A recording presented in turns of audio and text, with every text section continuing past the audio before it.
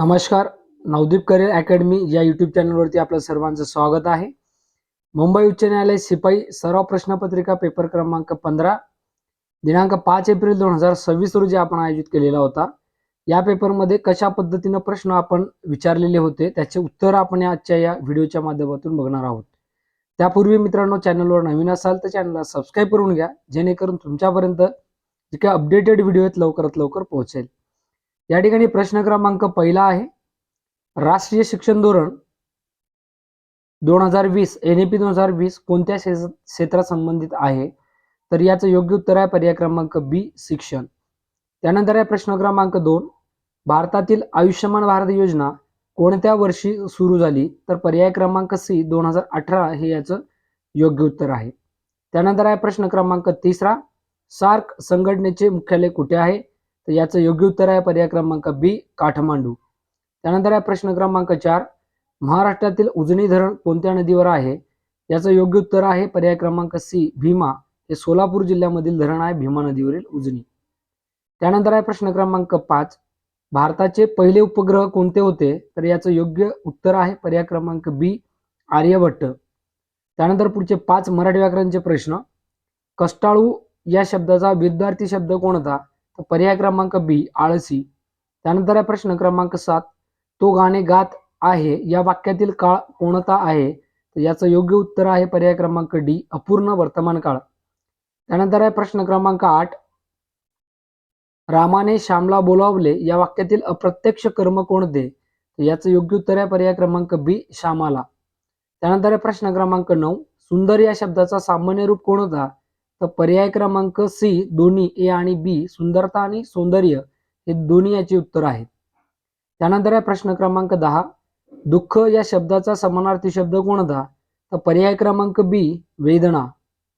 त्यानंतर आहे प्रश्न क्रमांक 11, पहिली गोलमेज परिषद कोणत्या वर्षी झाली? तर याचं योग्य उत्तर आहे पर्याय क्रमांक बी, 1930. त्यानंतर आहे प्रश्न क्रमांक 12, सायमन कमिशन भारतात कधी आले? तर याचं योग्य उत्तर आहे पर्याय क्रमांक बी, 1928. त्यानंतर आहे प्रश्न क्रमांक 13, औरंगजेब कोणत्या धर्माचा होता? तर याचं योग्य उत्तर आहे पर्याय क्रमांक सी, मुस्लिम. त्यानंतर आहे प्रश्न क्रमांक 14, मराठ्यांचा शेवटचा पेशवा कोण होता? तर योग्य उत्तर आहे पर्याय क्रमांक सी, बाजीराव दुसरा. त्यानंतर आहे प्रश्न क्रमांक 15, भारताचे विभाजन कोणत्या वर्षी झाले? तर याचं योग्य उत्तर आहे पर्याय क्रमांक सी, 1947. त्यानंतर आहे प्रश्न क्रमांक 16, गंगा नदी कुठे मिळते? तर पर्याय क्रमांक बी योग्य उत्तर आहे, बंगालचा उपसागराला मिळते गंगा नदी.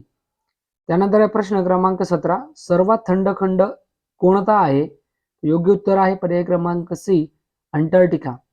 त्यानंतर आहे प्रश्न क्रमांक 18, सूर्य कोणत्या दिशेला उगवतो? पर्याय क्रमांक सी योग्य उत्तर आहे, पूर्व. त्यानंतर आहे प्रश्न क्रमांक 19, जलचक्र कशाशी संबंधित आहे? तर पर्याय क्रमांक बी, पाणी. त्यानंतर प्रश्न क्रमांक 20, भूकंप मोजण्यासाठी कोणते एकक वापरले जाते?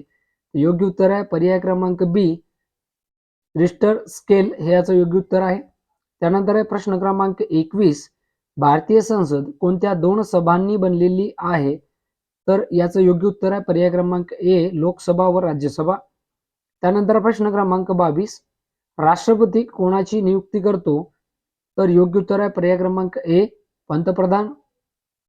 त्यानंतर आहे प्रश्न क्रमांक 23, भारतीय संविधान किती लांब आहे? तर याचं योग्य उत्तर आहे पर्याय क्रमांक सी, जगातील सर्वात मोठे संविधान आहे भारताचं.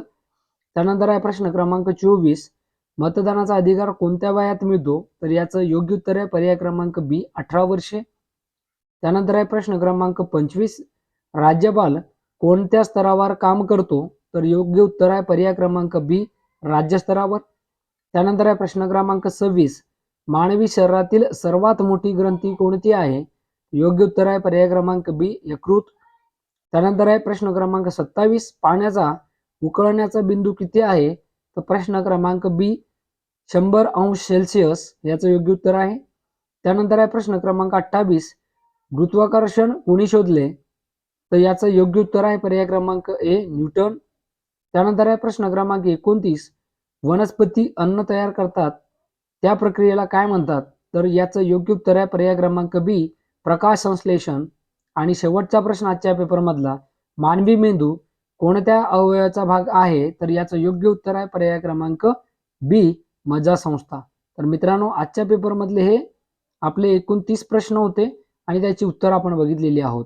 या उत्तराबद्दल तुम्हाला काही अडचण असेल तर कमेंट बॉक्समध्ये सांगा. उत्तरामध्ये काही तुम्हाला अडचण असेल तर, प्रश्नाबद्दल अडचण असेल तर कमेंट बॉक्समध्ये नक्की सांगा. आणि जाता जाता चॅनलला तुम्ही अजून सबस्क्राईब केलं नसेल तर चॅनलला सबस्क्राईब करून घ्या, जेणेकरून तुमच्यापर्यंत पुढची नवीन व्हिडिओ लवकरात लवकर पोहोचेल. थांबतोय. जय हिंद, जय महाराष्ट्र.